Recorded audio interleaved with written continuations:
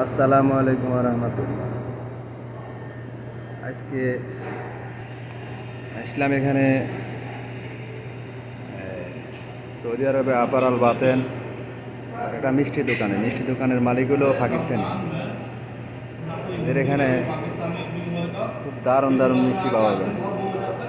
কয়েকদিন খাইলাম, আজকে আবার রসমালাই খাবো চিন্তা করছি, এই জন্যে আসলাম। মোটামুটি এদের মিষ্টির আইটেমগুলো সেম সেম বাংলাদেশের মতো। বাংলাদেশে যত আইটেমের মিষ্টি খাওয়া যায় এদের এখানে আমার মনে হয়েছে যে বেশি আইটেম আছে। খুব দারুণ। এই ভাই হলো পাকিস্তানি, পাকিস্তানি ভাই রসমালাই নিয়ে আসছে আর সমোসা নিয়ে আসছে। হ্যাঁ, এটা বলো সমোসা, এটা অনেক বিশাল বড় দেই। আর এই হলো রসমালাই।